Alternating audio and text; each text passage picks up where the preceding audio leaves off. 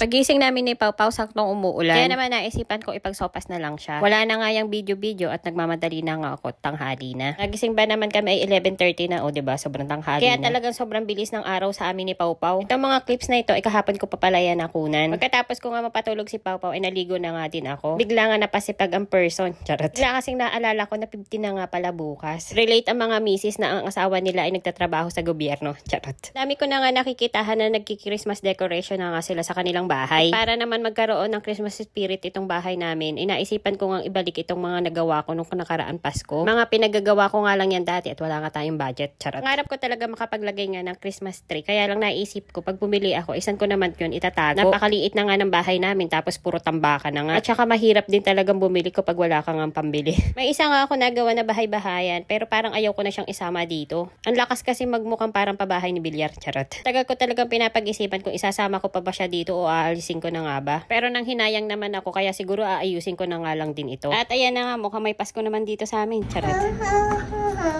Merry Christmas. Gising nga ni Pau Pau, ba't nakita nga itong mga pinagagawa ko. Bigla nga na-stress ang bata at pinag-aayos nga dahil hindi nga daw siya organized. Susort nga daw niya yung mga pine tree by height. Kaya ayan, pinagsama-sama niya yung mga pine tree at pinagsunod-sunod nga niya.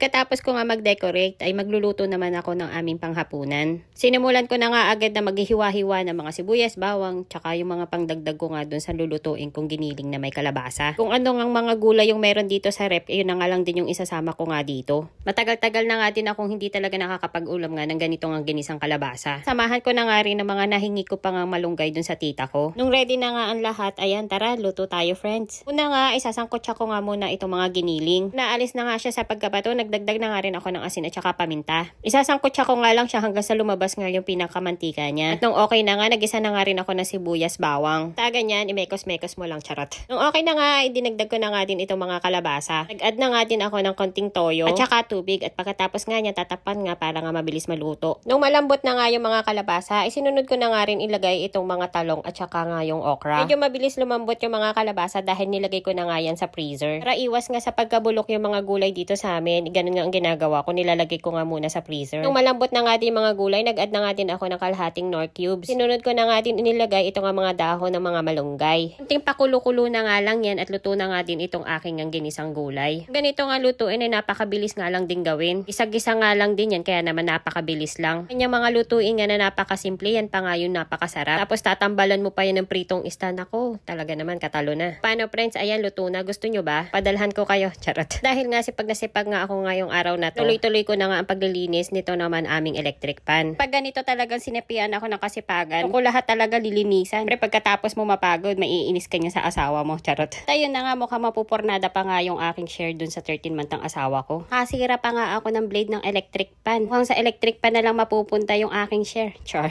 Syempre, mautak tayo for today's video. Kinuha ko nga yung isang blade dun sa taas naming electric pan. Inilipat ko nga dito sa baba para nga hindi agad makita ng asawa ko. Sure naman akong hindi niya agad yan mapapansin dahil hindi naman yun nakakakita din. Charot. O diba kayo din, ganun din yung mga asawa nyo. Yung parang nakikitira lang sa bahay nyo at lahat ay hindi makita. Paano friends, yun lang muna. Sa isang araw na lang ulit. Thank you for watching. Bye!